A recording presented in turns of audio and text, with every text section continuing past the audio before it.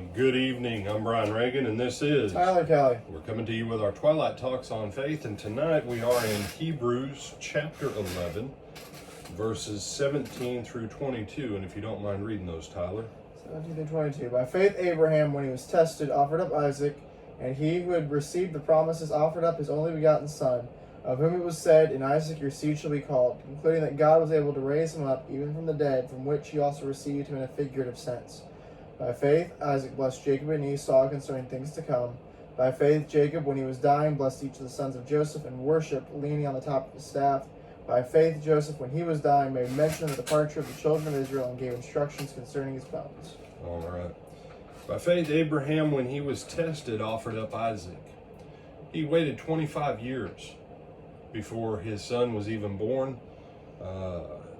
My personal guess is that Isaac was probably about 13. That just like Ishmael was 13 years old when Isaac came along, that Isaac was probably 13. That once Isaac would have been eligible to start looking for a wife somewhere between 13 and 17 back in the day, you say, that's barbaric. Just so we remember, my grandparents' generation, the World War II generation, a lot of them married between 13 and 16 years old, especially back in World War II. So it's not been very long ago in our own country that 13, 14, 15, 16-year-olds could get married, sometimes with a parent's permission slip, sometimes without. But the point being, once Isaac was in a position physiologically and chronologically to be able to start a family, then God says to Abraham, sacrifice him as a burnt offering. Are you going back there to that in Genesis, Tyler? Yes, sir. All right. Go on ahead and read the opening few verses of that. Of the sacrifice? Yeah, when God tells Abraham to go to Mount Moriah. Alrighty. Chapter 20. 22, I believe. I think so. First 3 or 4 verses. And it came to pass after these things that God tested Abraham and said to him, Abraham, and he said, Here I am. Then he said, Take now your son, your only son Isaac, whom you love, and go to the land of Moriah, and offer him there as a burnt offering on one of the mountains, of which I shall tell you. All right. Go ahead and read the next couple verses. All right. So Abraham rose early in the morning and saddled his donkey and took 2 of his young men with him and Isaac his son, and he split the wood for the offering and arose and went to the place of which God had told him. And on the 3rd day Abraham lifted his eyes and saw the place afar off. Abraham said to his young men, Stay here with the donkey, the lad and I will go yonder and worship, and we will come back to you. All right. So Abraham now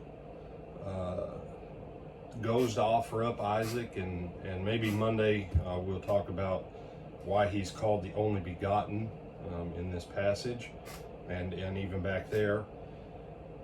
But look at what it says in verse 19. He concluded that God was able to raise him up, even from the dead, from which he also received him in a figurative sense. What kind of way did God want him to sacrifice him? As a burnt offering. As a burnt offering. You know, it's one thing to cut down a tree, and there's a way you can actually split a tree and replant it in the ground after you cut it down, that it can reroot and start growing again and stay alive. All right. But once you take a tree and you burn it in a fire pit until it's ashes, no one ever says, well, we can still reconstitute this. No. When God told Abraham, sacrifice him as a burnt offering,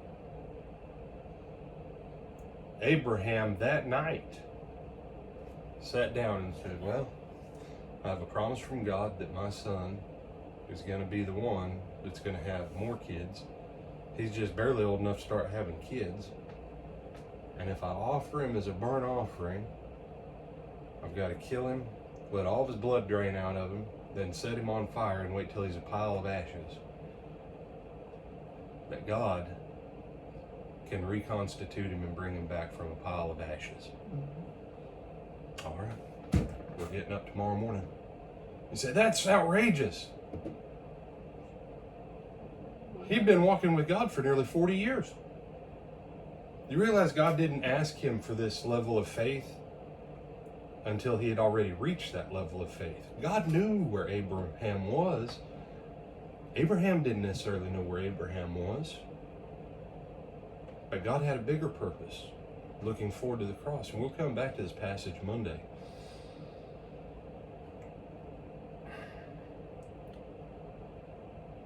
Abraham was extremely rich. Genesis 13 or 14 flat says, and Abraham was extremely rich in gold and cattle and. So he went from the land of Ur to Haran with very little. He and his nephew have to split up because Lot has grown so big just by being attached to Abraham.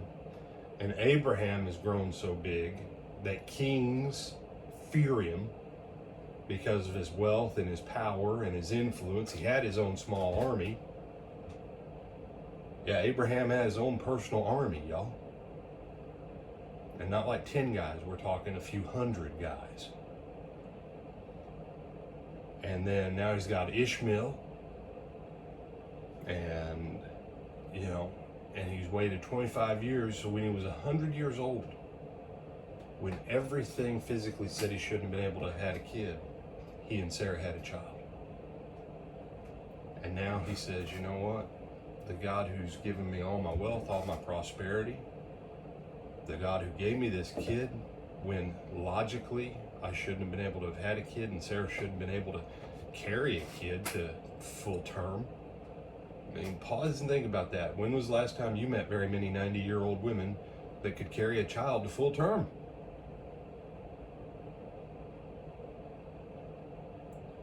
And Sarah lived, Abraham lived, Isaac lived, and Isaac was obviously a strong and healthy boy. Faith. Abraham had it. Do you have anything you want to add on this? No, sir. All right. Then Lord willing, we'll see you Sunday morning, 9:30 and 10:30, either in person or on live stream for our Sunday morning services. Until then.